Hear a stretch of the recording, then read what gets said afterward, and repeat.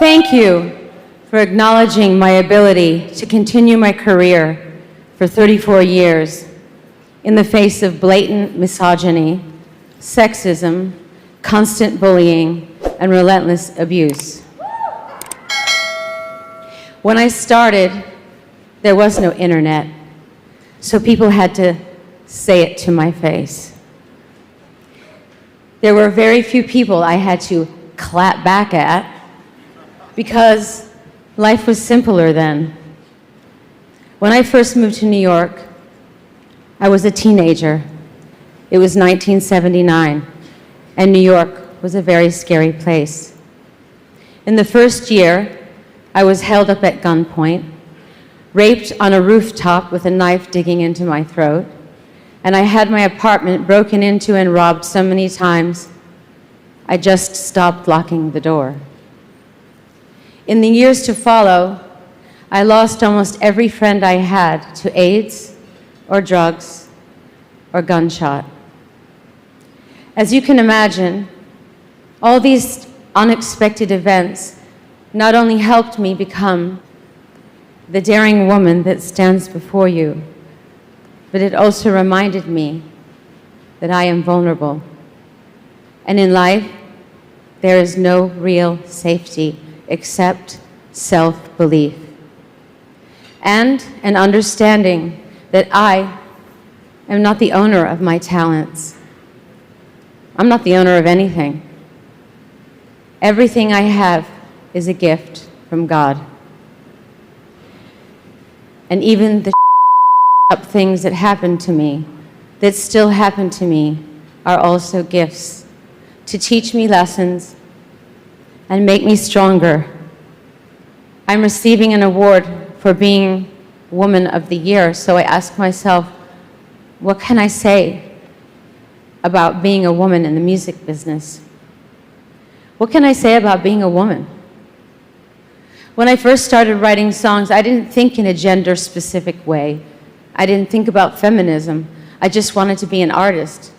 I was, of course, inspired by Debbie Harry and Chrissie Hynde and Aretha Franklin, but my real muse was David Bowie. He embodied male and female spirit, and that suited me just fine. He made me think there were no rules, but I was wrong. There are no rules if you're a boy. If you're a girl, you have to play the game. What is that game? You are allowed to be pretty and cute and sexy, but don't act too smart. Don't have an opinion. Don't have an opinion that is out of line with the status quo, at least. You are allowed to be objectified by men and dress like a slut, but don't own your sluttiness. And do not, I repeat, do not share your own sexual fantasies with the world. Be what men want you to be, but more importantly, be what women feel comfortable with you being around other men. And finally, do not age, because to age is a sin.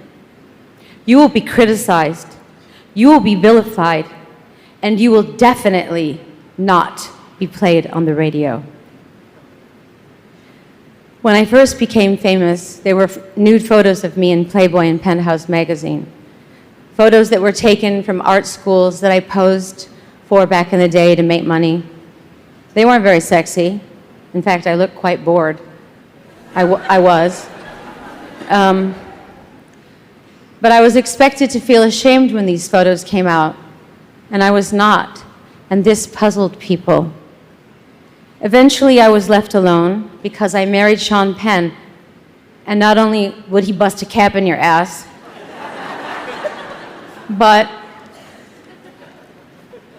I was taken off the market. So for a while, I was not considered a threat.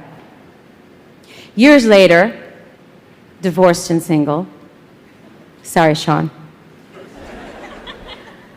I made my erotica album, and my sex book was released. I remember being the headline of every newspaper and magazine. And everything I read about myself was damning. I was called a whore and a witch. One headline compared me to Satan. I said, wait a minute. Isn't Prince running around with fishnets and high heels and lipstick with his butt hanging out?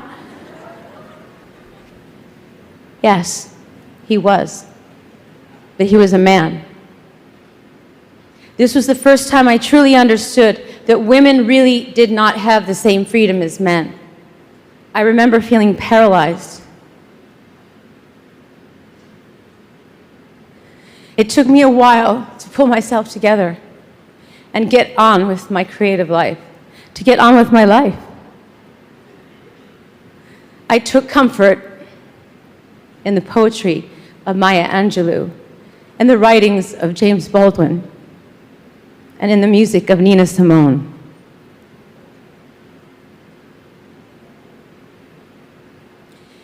I remember wishing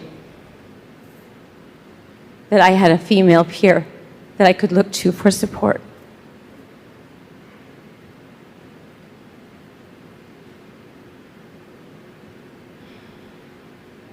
Camille Paglia, the famous feminist writer, said that I set women back by objectifying myself sexually. Oh, I thought, so if you're a feminist, you don't have sexuality. You deny it. So I said, it. I'm a different kind of feminist. I'm a bad feminist.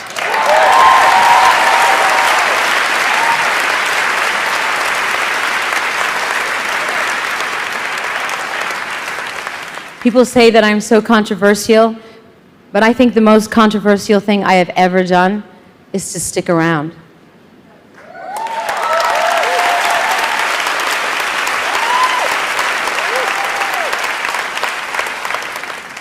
What I would like to say to all the women here today is this. Women have been so oppressed for so long, they believe what men have to say about them. And they believe they have to back a man to get the job done. And there are some very good men worth backing, but not because they're men, because they're worthy. As women, we have to start appreciating our own worth and each other's worth. Seek out strong women to befriend, to align yourself with, to learn from, to be inspired by, to collaborate with, to support, to be enlightened by. As I said before, it's not so much about receiving this award as it is having this opportunity to stand before you and really say thank you as a woman, as an artist, as a human. Not only to the people who have loved and supported me along the way. So many of you are sitting in front of me right now. You have no idea.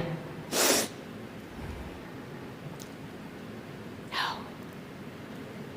You have no idea how much your support means. I love you.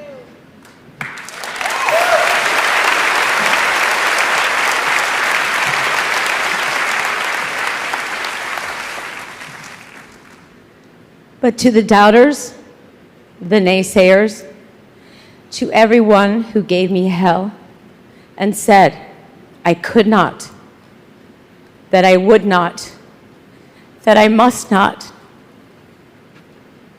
your resistance made me stronger, made me push harder, made me the fighter that I am today, made me the woman that I am today.